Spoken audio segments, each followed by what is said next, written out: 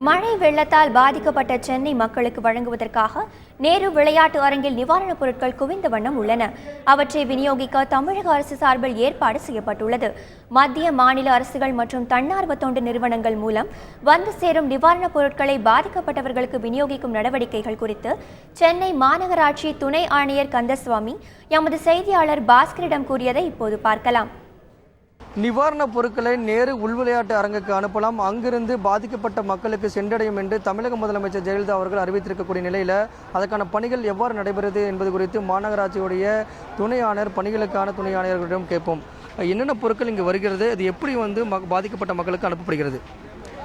மாண்புமிகு முதலமைச்சர் உத்தரவின் பேரில் மாவட்டங்கள்லேயும் சரி, அரசு நிறுவனங்களாகிய ஆவின் மற்றும் ஹேண்ட்லூம் அந்தந்த டிபார்ட்மெண்ட்லேருந்து எங்களுக்கு பொருட்கள் வந்த வண்ணம் இருந்து கொண்டே இருக்கிறது. அதுவும் இல்லாமல் அம்மா குடிநீர், ரயில் நீர், அப்புறம் நேவிலேருந்து ஒரு கன்சைன்மெண்ட் வந்துட்டு இருக்கு. நிறைய நிறுவனங்கள் மூலமாக வர்ற பொருட்களும் இங்கே தொடர்ந்து வந்த நிலையிலே இருந்துகிட்டு இருக்கு. வர இந்த சென்னையில் இருக்கிற இந்த நேரு விளையாட்டு அரங்கம் ஒரு common relief material collection and distribution சென்டராக வச்சுருக்கிறோம். இங்கே இருந்து சென்னைக்கு மட்டும் அல்லாது காஞ்சிபுரம், திருவள்ளூர் அண்ட் கடலூர் மாவட்டத்துக்கும் அங்கே தேவைப்படுற பொருட்களும் இங்கேருந்து நாங்கள் பண்ணிகிட்ருக்கோம். இங்கே வர்ற பொருட்களை பார்த்திங்கனாக்கா அரிசி, பாய், பெட்ஷீட், துண்டு, அதாவது பாதிக்கப்பட்ட மக்களுக்கு நிவாரணம் பண்ணுறதுக்காக உணவு வகைகளில் பார்த்திங்கன்னா ஹீட் பண்ணி உடனே சாப்பிட்ற மாதிரி நூடுல்ஸு, ஆவின் பால் பவுடர், சாக்லேட்டு, பிஸ்கெட்ஸ், இந்த மாதிரி பொருள்லாம் எங்களுக்கு தொடர்ந்து வந்தவனமாக இருக்குது. இதெல்லாம் இதையெல்லாம் பேக்கெட் போட்டு பிரித்து இப்போதைக்கு அந்த பாதிக்கப்பட்ட பகுதிகள் இன்னும் அது தண்ணி தொடர்ந்து வடியாத பகுதிகளும், அதுவும் அல்லாது நிவாரண மையங்கள், இதை ரெண்டையும் நாங்கள் டார்கெட் பண்ணி இங்கேருந்து சென்னைக்குள்ளே பண்ணிகிட்ருக்கோம். இது இல்லாமல் சென்னை அல்லாது காஞ்சிபுரம் அண்ட் திருவள்ளூர் மாவட்டத்துக்கும் அவங்களுக்கு தேவையான பொருட்களையும் இங்கேருந்து அனுப்பி கொண்டு வரும்.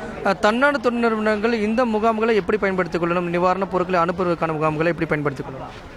இப்போ இங்கே தன்னார்வ நிறுவனங்கள் கொண்டு கொடுத்தாங்கன்னா வாங்கிக்கிட்டு அவங்களுக்கு ரெசிப்ட் போடுறோம். இங்கே ஒரு 2 கவுண்டர் வச்சுருக்கிறோம். ஒன்று ரெசிப்ட்டு, வர்ற பொருட்களை என்னென்ன போடுறாங்கன்னு இங்கே என்ட்ரி போட்டுக்கிறாங்க. என்ட்ரி போட்டுட்டு அதை இங்கே இறக்கிட்டு லோட் பண்ணும்போது அதை டெஸ்பேட்ச் ஸ்லிப்பு ஒவ்வொரு பொருளையும் இங்கேருந்து எப்படி போகுது அப்படின்றத அதுக்கு எங்கள் ஸ்டாஃப் கிட்டத்தட்ட ஒரு 20-30 பேர் அந்த பணியில் ஈடுபடுத்தப்பட்டு இருக்கிறது. ஒவ்வொரு பொருட்கள் இங்கேருந்து போகும்போது அதுக்கு டெஸ்பேட்ச் போட்டு தான் வெளியில் போகுது.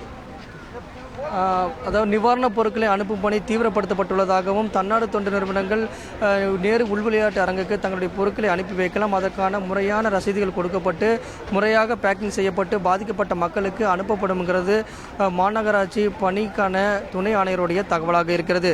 தந்தி செய்திகளுக்காக ஒளிப்பதிவாளர் மணிகண்டனுடன் பாஸ்கரன்.